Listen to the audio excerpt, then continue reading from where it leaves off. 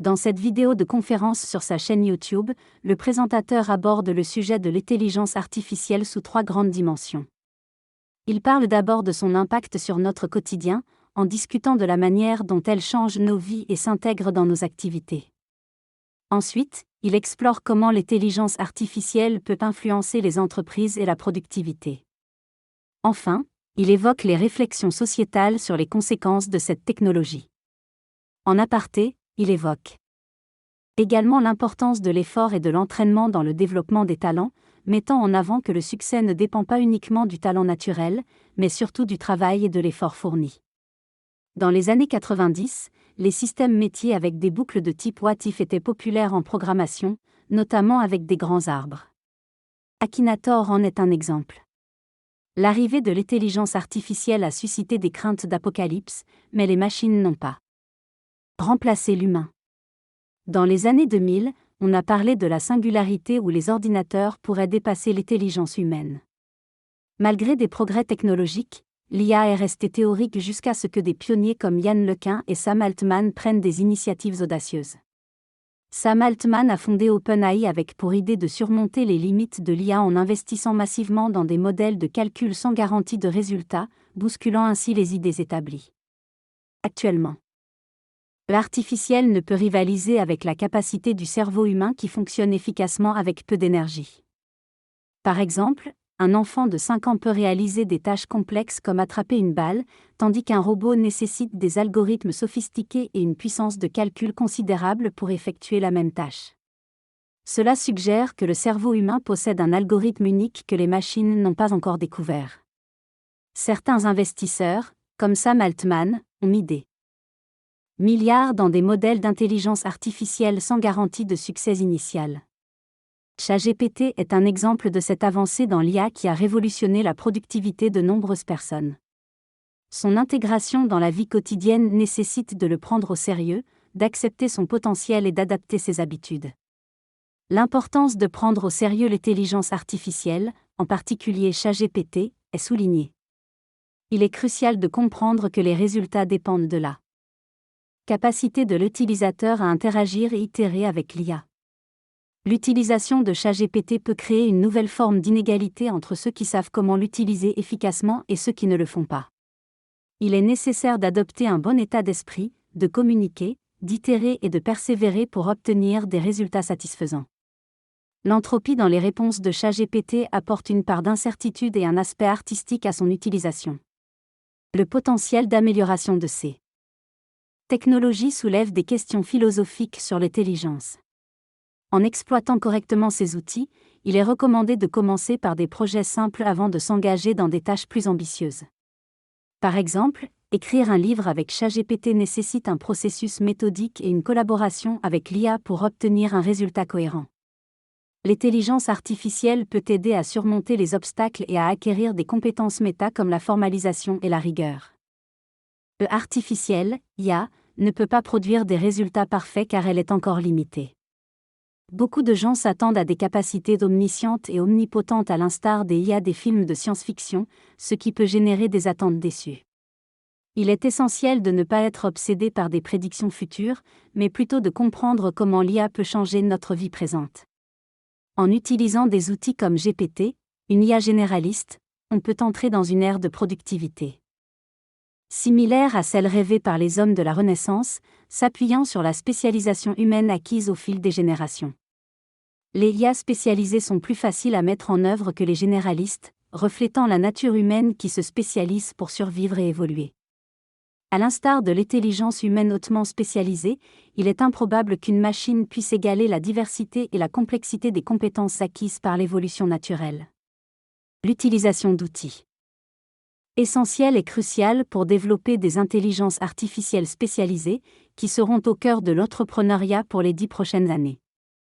L'émergence de l'IA spécialisée dans divers domaines tels que le codage ou l'écriture va transformer le paysage. Il est recommandé de se spécialiser dans le tuning et la personnalisation de son propre GPT, Generative Pre-trained transformé, offrant une opportunité unique d'éducation sur mesure.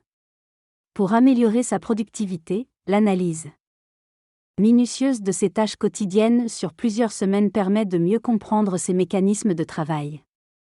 En prenant au sérieux les IA et en les sollicitant pour des conseils et des instructions, il est possible de monter progressivement sa propre palette d'outils et de tutoriels.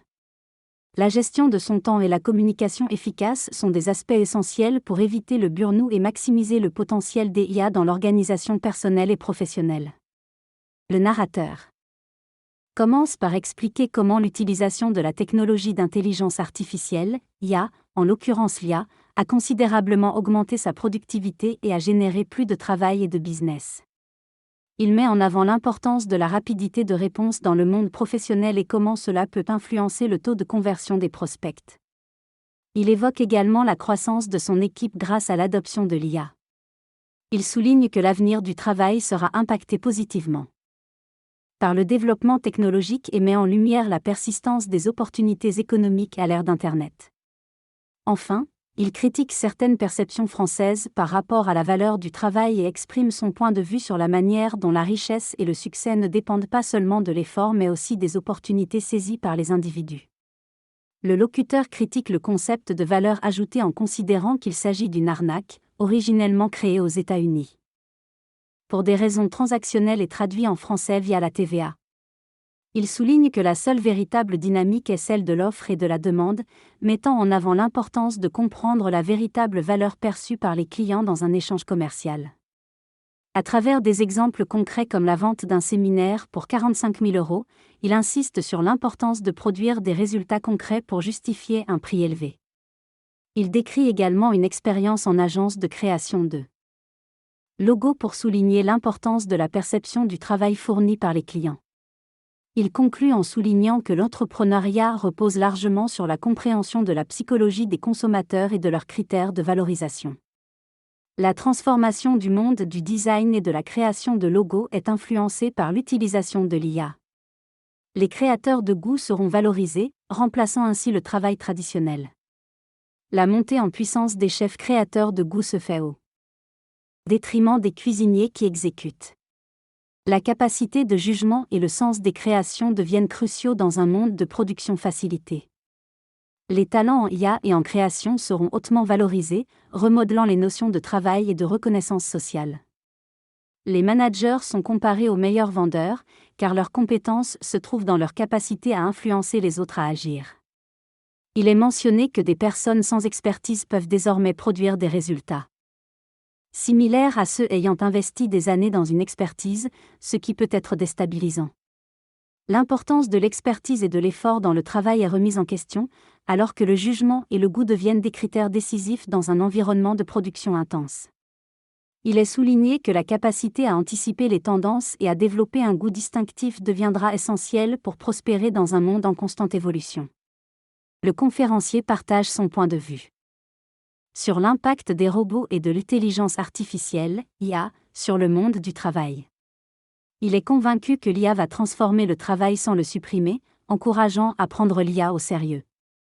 Il exprime également son enthousiasme pour un projet politique visant à remplacer les gouvernements par des IA et souligne les défis de l'adoption généralisée de l'IA. Enfin, il aborde le rôle des acteurs traditionnels et des acteurs e-born sur le marché, en citant Dubaï comme exemple d'une ville ayant intégré massivement l'IA dans sa gouvernance.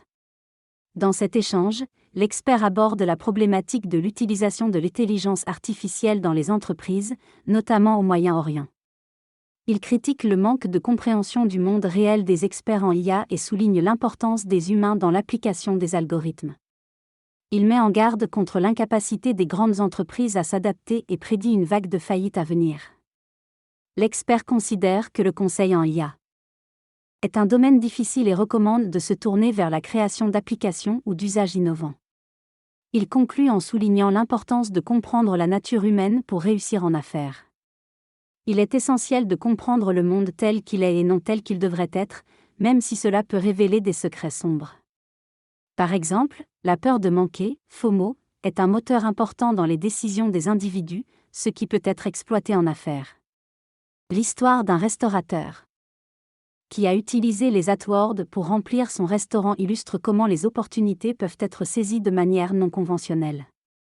En matière d'intelligence artificielle, IA, les opportunités se trouvent dans la réputation personnelle et les relations établies.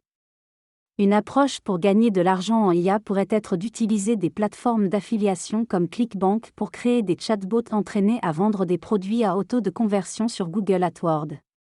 La clé est de comprendre le fonctionnement du marché et d'exploiter les opportunités qu'il offre.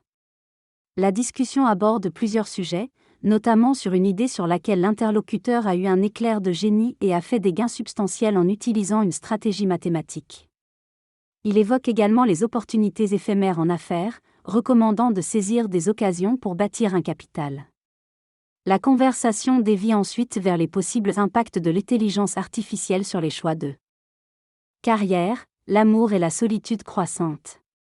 Enfin, les interlocuteurs discutent de la réalité des relations humaines et de la difficulté croissante à trouver des partenaires compatibles. Le locuteur souligne le manque de compétitivité sur le marché des rencontres, où 10% des hommes semblent monopoliser l'attention de 80% des femmes sur les plateformes de rencontres comme Tinder. Il évoque les pressions sociales et l'importance du couple dans la société, déclarant que ne pas être en couple est considéré comme un échec. Il propose 2 approches pour résoudre ce problème, revenir à des mariages arrangés pour assurer la sécurité et éliminer le marché, ou introduire des robots pour combler le vide affectif. Il évoque l'exemple d'un bordel en Espagne qui est passé de poupées gonflables à des robots masculins en raison de la demande. La conversation dérive ensuite vers une réflexion sur la nature des relations passées et actuelles, soulignant l'écart entre les récits de nos grands-parents. Sur l'amour et la réalité de leur époque. Il remet en question la notion d'amour dans le passé et souligne l'importance des pressions sociales sur la perception des relations. L'auteur dénonce l'hypocrisie autour de l'amour en soulignant que la plupart des relations ne sont que des réactions chimiques et non de véritables histoires d'amour durables. Il compare les mécanismes de l'amour à ceux de la nourriture, remettant en question nos attentes autour de la vie sentimentale. L'auteur exprime également son admiration pour les robots, affirmant que les relations avec eux peuvent être plus sincères et profondes qu'avec les humains. Il évoque une anecdote sur un homme qui est tombé amoureux d'une intelligence artificielle, illustrant ainsi la complexité des émotions humaines. Enfin, il prédit une montée en puissance des intelligences émotionnelles avec des conséquences potentiellement effrayantes pour l'humanité. La discussion aborde divers sujets, notamment l'impact de l'intelligence artificielle sur les relations humaines et le comportement en ligne, la souffrance dans les relations, l'empathie nécessaire à un couple réussi et les dynamiques relationnelles actuelles. Il est question de l'utilisation de l'intelligence artificielle pour améliorer les interactions humaines. L'idée de sauver les hommes en apportant des changements sociétaux est évoquée, ainsi que la perspective d'un monde où les gens seraient plus heureux en étant moins encombrés par les problèmes des relations. Le dialogue soulève également des considérations sur la nature humaine, avec des réflexions sur le Japon et les choix que les femmes doivent faire entre épanouissement personnel et familial. Les Japonais ont la particularité de permettre l'existence de modèles de société concurrents en harmonie, contrairement à l'Occident qui souvent met en avant la vision du gagnant et du perdant. Au Japon, les femmes doivent choisir entre carrière et enfants, ce qui conduit certaines à renoncer à la vie de couple pour des raisons économiques.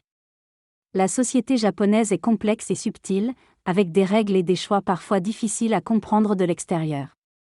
Par opposition, la société américaine est souvent perçue comme simpliste, axée sur la réussite matérielle et le bonheur individuel. Les États-Unis ont résolu des problèmes tels que l'innovation, mais ont du mal à répondre à des enjeux sociaux essentiels comme la santé et l'éducation. Il est souligné que les Américains semblent souvent indifférents face à la misère, ce qui contraste avec leur discours sur l'empathie et le besoin des autres. Le texte aborde divers sujets tels que la différence entre les mentalités européennes et américaines en matière de générosité, de travail et de succès, ainsi que l'importance de la productivité dans la société. L'auteur fait part de son expérience en France et aux États-Unis, soulignant les nuances culturelles et les apprentissages réalisés dans chaque pays. Il relate une anecdote sur l'entrepreneuriat en France et met en avant la nécessité de se concentrer sur la rentabilité. En conclusion, il met en garde sur les risques de suivre des modèles inadaptés dans le monde entrepreneurial. Il est question de l'élaboration d'un plan pour obtenir un passeport émirati en créant un dessin animé sur le roi de Dubaï. L'auteur exprime son enthousiasme pour Dubaï et le roi, évoquant des détails sur la construction de la ville, l'inspiration du roi, et son style unique. Il mentionne également le succès économique de Dubaï et l'engagement de certains experts internationaux. La conversation s'oriente sur la spécificité de Dubaï en termes de gouvernance, d'entrepreneuriat et de succès malgré le manque de ressources naturelles. Dans cette conversation, il est question de travail et de perception. L'un des interlocuteurs évoque le sentiment d'être dans une sorte de secte, avec un leader de culte. Il aborde ensuite les différences entre les entreprises comme Facebook, Google et le Qatar, soulignant la performance financière de ces géants. Il évoque également l'image globale du Qatar et de Google, appréciée malgré les critiques, en opposition au ressenti en France. Enfin, il mentionne un individu qui observait la finale de la Coupe du Monde malgré un boycott apparent.